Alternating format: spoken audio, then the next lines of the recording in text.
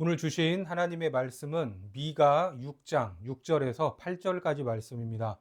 같이 봉독하겠습니다. 내가 무엇을 가지고 여호와 앞에 나아가며 높으신 하나님께 경배할까? 내가 번제물로 일련된 송아지를 가지고 그 앞에 나아갈까? 여호와께서 천천의 수량이나 만만의 강물 같은 기름을 기뻐하실까?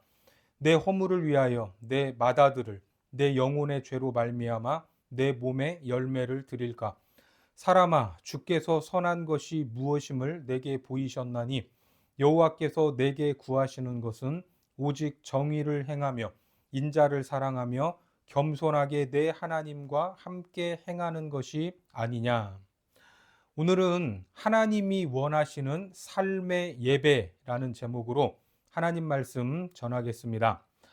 성경에서는 예배에 대해서 말씀할 때 항상 두 가지 방향으로 말씀을 합니다. 첫째로 삶의 예배입니다. 우리의 삶이 하나님께 드려질 만한 예배가 되어야 한다라는 말입니다.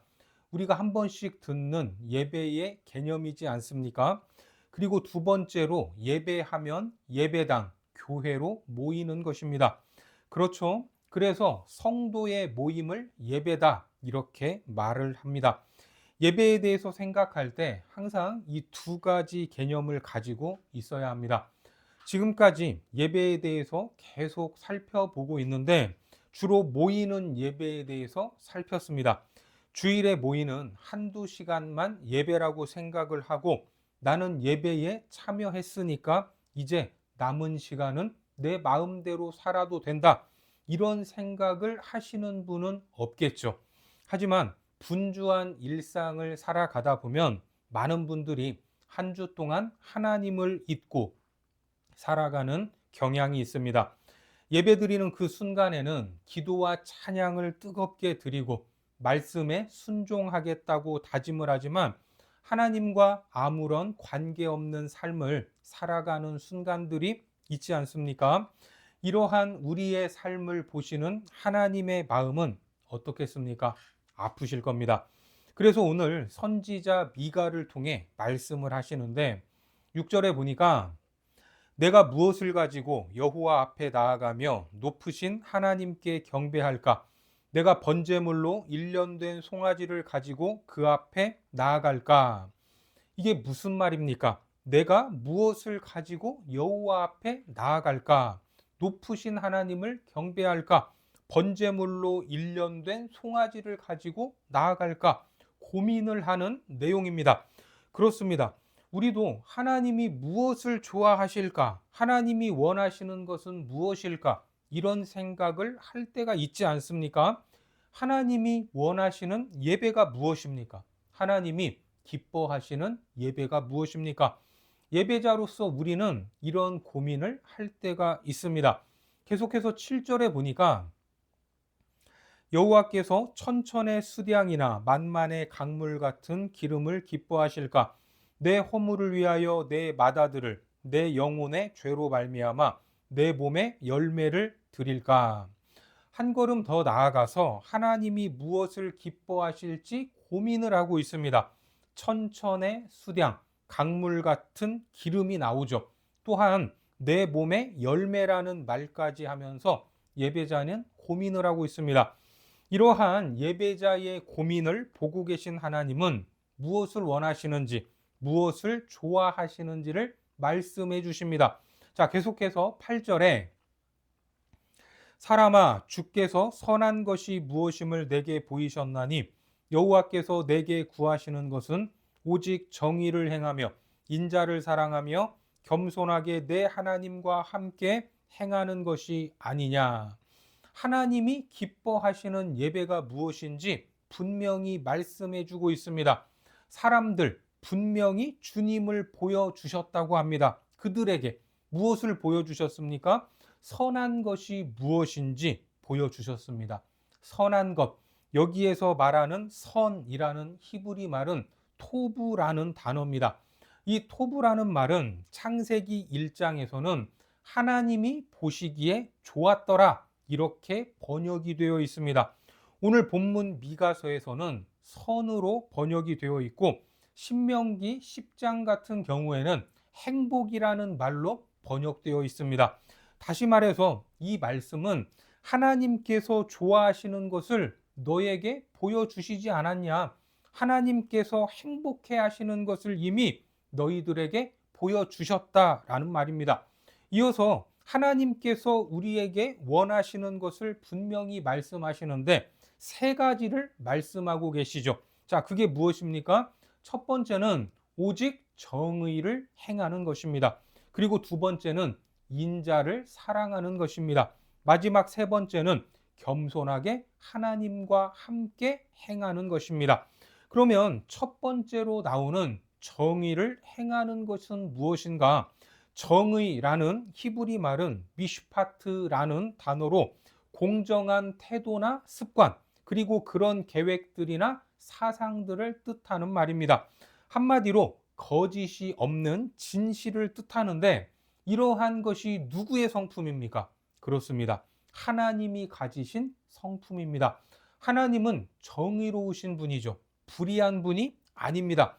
히브리서 6장 10절에 보니까 하나님은 불의하지 아니하사 너희 행위와 그의 이름을 위하여 나타낸 사랑으로 이미 성도를 섬긴 것과 이제도 섬기고 있는 것을 잊어버리지 아니하시느니라.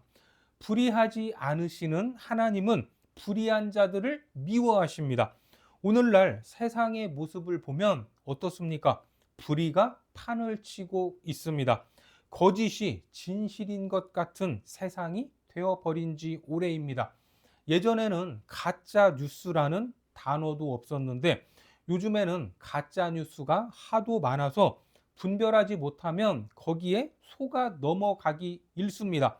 특히 인공지능이 발달하면서 사진과 영상까지 진짜처럼 만들어내는 세상입니다. 그래서 더욱더 분별하기가 어렵습니다. 하나님은 이런 거짓, 불의를 싫어하시는데 로마서 1장 18절에 보니까 하나님의 진노가 불의로 진리를 막는 사람들의 모든 경건하지 않음과 불의에 대하여 하늘로부터 나타나나니. 그렇습니다. 불의로 진리를 막는 것, 그것을 하나님은 그렇게 싫어하십니다. 그런데 예수 믿는 사람들이 이 악한 불의한 세상에 살다가 보니까 때로는 옳지 않은 태도와 바르지 않은 사상들에 젖어서 살아갈 때가 많이 있습니다. 하지만 우리는 그러한 것으로부터 우리는 자유로워야 합니다. 그러한 것을 따라서는 안 됩니다. 그래서 사소한 것부터 잘 지켜야 합니다. 내가 말한 약속을 잘 지켜야 하고 사회적인 도덕과 규칙들도 잘 지켜야 합니다. 하나님이 원하는 제사, 그것이 무엇이라고요? 정의를 행하는 것입니다. 정의를 행하며 이러한 삶이 우리의 삶이 될 때 하나님은 그러한 삶의 예배를 받아 주실 것입니다. 그리고 두 번째로 하나님이 원하는 삶은 인자를 사랑하는 것입니다. 인자라는 히브리 말은 헤세드라는 단어로 많이 들어보셨을 겁니다. 이 단어는 사랑이 구체적으로 전달되는 마지막 부분, 이것을 헤세드다라고 말하는데, 그러니까 인자를 사랑한다, 헤세드를 사랑한다는 것은 긍휼을 사랑한다라는 뜻으로 사람을 불쌍히 여기는 것, 사람을 사랑하는 것입니다. 사람을 향한 남다른 애정이 있는 겁니다. 우리에게 그러한 사랑이 있는가? 인간극장에 나는 꿈을 이룬 고아입니다 라는 제목으로 김천시 장학사인 이성남 씨에 대한 삶의 이야기가 방영된 적이 있습니다. 자, 이분은 6살에 동생과 함께 보육원에 맡겨진 분입니다. 날마다 엄마 아빠를 기다리면서 살았는데 끝끝내 자기를 찾으러 오지 않았다고 합니다. 그렇게 보육원에서 초등학교, 중학교, 고등학교를 졸업하고 스스로 노력을 해서 대학까지 갔습니다. 그리고 임용고시에 합격해서 교사를 하시다가 김천시의 장학사를 맡고 계십니다. 저도 고등부 전도사 시절에 교회 앞에 있는 보육시설 아이들을 만났던 적이 있는데 그 아이들이 가진 상처는 이만저만이 아닙니다. 경험해 보지 않고는 다 알 수가 없습니다. 보육원 출신이라는 것에 대해서 스스로 위축되고 무슨 주홍 글씨도 아닌데 숨기고 싶은 과거처럼 생각하는 경우가 많습니다. 그런데 그러한 출신, 보육원 출신인 이 이성만 씨는 그러한 가운데에 임용고시에 합격하고 한 도시에서 아이들을 지도하는 장학사까지 된 겁니다. 얼마나 많은 노력과 어려운 순간들을 이겨냈겠습니까? 근데 그런 것도 상처가 될 수 있는데 일그러진 자아상이나 무너진 자존감 속에서 평생 살아가지 않고 자기가 그렇게 살았기 때문에 그런 아이들을 도와주는 것이 이분의 꿈이라고 합니다. 세상 사람들은 우리를 멀리하지 않는다. 그 사실을 알려주고 싶었다고 합니다. 그리고 그러한 생각을 가진 친구들을 여러 방법으로 돕고 있습니다. 실제로 이성남 이 장학사님은 내면이 굉장히 건강해 보이는데 건강한 자아상과 무너지지 않는 자존감을 가지고 얼굴에는 항상 미소를 띠고 계십니다. 결혼해서 세 딸을 낳았고 행복한 일상을 보내는 가정을 이루었습니다. 일반적으로 보육원 출신들은 그렇지 않은데 어떻게 이렇게 건강하게 성장을 했을까? 이 부분에 대해서 본인이 직접 이야기를 하는데 교회에 갔을 때 보육원에서 전혀 느끼지 못했던 학교에서는 전혀 받아보지 못했던 것을 교회에서 경험했다고 합니다. 목사님, 장로님, 권사님, 집사님, 그리고 주일학교 선생님들, 주일학교 또래 친구들이 그렇게 따뜻하게 맞이해 줬다는 겁니다. 간식을 함께 먹을 때도 격의가 없었고 대화하면서 또 주일학교 안에서 사회 활동을 배웠다고 합니다. 보육원에 있는 처지였지만 일반 아이들과 동일하게 맞아주고 격려해주고 따뜻하게 대해주는 교회로 인해서 자기는 건강하게 성장할 수 있었다라고 말합니다. 그래서 지금 장학사이기도 하지만 계속해서 교회 안에서는 주일학교 교사를 하고 계십니다. 이분도 처음에는 일반 사람들이 생각하는 것처럼 부모가 없어서 겪는 어려움을 당연한 것으로 여겼다고 합니다. 왜냐하면 자기도 그렇게 고생을 했기 때문에 용돈 없이 대학을 졸업했고 돈이 없어서 임용고시 학원도 제대로 다닐 수 없었기 때문입니다. 그런데 어느 순간 그런 상황들이 당연한 것이 아니다라는 생각을 하면서 힘들게 살아가는 아이들을 찾아 나섰던 겁니다. 힘든 상황 그대로 버티지 않도록 도움이 필요한 대학생들을 찾아서 서로 의지할 수 있도록 작은 단체도 만들었습니다. 거기에서 어려운 일이 있으면 상담도 해주고 후원자도 연결해 줍니다. 특히 대학을 졸업해야 자립률이 높기 때문에 대학에 있는 아이들에게 더 관심을 가져주고 그 아이들이 잘 성장해서 또 다른 후배들에게 도움이 될 수 있도록 우선적으로 장학금을 주고 있습니다. 여러분 어떻습니까?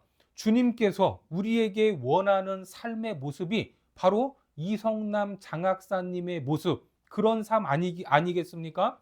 인자를 사랑하며 나에게 이러한 마음이 있는지 돌아보아야 합니다.